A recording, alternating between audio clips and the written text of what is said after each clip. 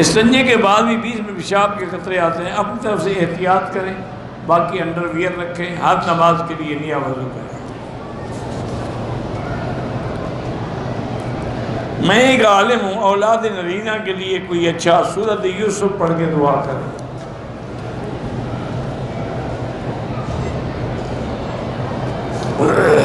پاکستان میں کچھ مولوی جو ہیں وہ دیگ پہ آ کے سورۃ ملک پڑھتے ہیں پھر تقسیم کر، وہ اسی لیے تو پڑھتے ہیں تاکہ دیگ سے کچھ تو ان کو مل جائیں گے چاول۔ ویسے تو تم نے کبھی بھیجے ہیں ان کے گھر چاول؟ بالکل ناجائز ہے۔ اب یعنی قرآن دیگ کے لیے اترا ہے، بندوں کے لیے نہیں اترا۔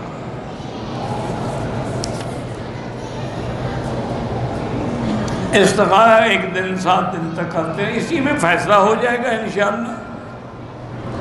سجدے میں دعائیں جو ہیں وہی اصل کو العفو والعافیہ یا مقلب القلوب ثبت قلبی علی دینک۔ اگر فرض نماز ہے تو تسبیح زیادہ پڑھے، نفل ہے تو دعا کر سکتے ہیں۔ جمعہ کے دن کو عید کیوں کہتے ہیں؟ مسلمانوں کی خوشی کا دن ہے، عید کا معنی بھی خوشی ہے، بار بار لوٹ کے آنا ہے۔ ایک انگریز نے لکھا ہے کہ اسماء الرجال کا جو علم ہے یہ صرف مسلمانوں کو بالکل ٹھیک لکھا ہے، اور کسی دنیا کے مذہب میں نہیں ہے۔ یہ علماء اسلام کا کارنامہ ہے کہ 5 لاکھ رجال کے احوال جمع کیے۔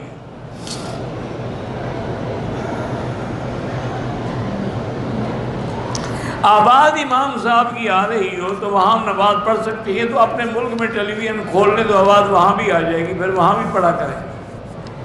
جب تک صفحے نہ ملے نماز نہیں ہوتی۔ آواز آتی ہے ان کو، آواز تو ٹیلی ویژن پہ پوری دنیا میں آتی ہے۔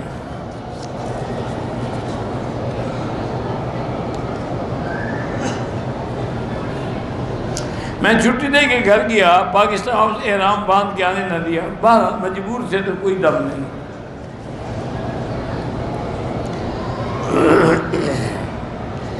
ایک احرام 2 عمروں میں بغیر دھوئے ہوئے، دھونے کی کیا ضرورت؟ عمرہ کرنے سے کوئی احرام پلید تھوڑا ہو جاتا ہے۔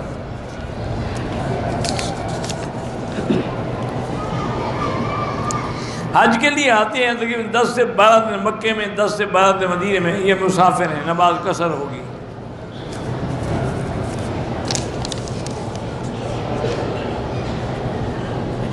حج اور عمرے کے احرام میں جوتا کس رنگ میں ہونا چاہیے؟ جوتا ہو ہی نہ تب بھی عمرہ ہو جاتا ہے۔ رنگ کا کیا تعلق ہے یہ احرام سے؟